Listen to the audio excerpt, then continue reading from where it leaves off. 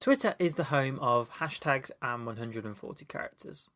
If you're new to Twitter, make sure you've viewed our Getting Started with Twitter lecture. The content that works on Facebook will often work on Twitter. The learning curve isn't steep, so get your pen at the ready to dive through a whistle-stop tour of some of the differences when it comes to the Twitter content mix. First up, how often should you post?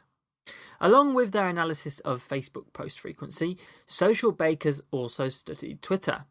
Taking a random sample of 11,000 tweets from top brands, their conclusion was that 3 tweets per day is the point where brands start to see improved engagement.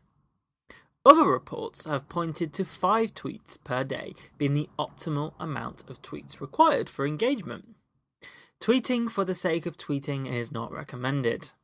We recommend that you figure out what works for your business and generally to post at least twice per day, but more than 5 is probably wasted effort. An important note is that Twitter is a hotbed of customer relations. The 2 to 5 tweets per day rule does not include replies to incoming tweets. Now, moving on to when you should post. The highest engagement rate, according to research, is between 1 p.m.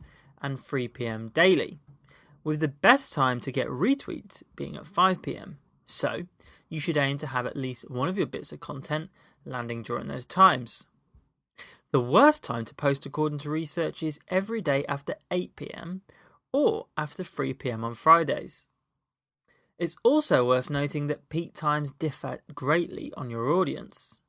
For example, it was found that Twitter users are 181% more likely to use Twitter during their commute, and nearly 120% more likely to use Twitter during work hours. Until recently, analysis of your content on Twitter wasn't as easy as on Facebook, but now that's all changed. And we'll look at analytics in the future lectures and how you can use software to schedule your posts. So what content should you be posting? As with Facebook, and you're going to hear this a few more times, so I doubt you'll forget the 80-20 rule. 80% of the time create engaging, non-sales focused content, then 20% of the time you can promote a product or highlight an offer. Keep that in mind across all social channels. So what's the roundup of what you should post on Twitter? Posts should be between 80 and 140 characters for maximum engagement. Remember, 140 characters is your total maximum that you can post anyway on Twitter. So that's 80 to 140 characters for maximum engagement. Posts with photos and videos always get more engagement. On Twitter, images are placed above the text on posts, so an engaging image is really important, and we'll teach you how to make images in a really simple way later on in this course. And of course, encourage engagement. Don't be afraid to ask for retweets. Have call to actions, include contests, quizzes, questions, polls. They all work really, really well.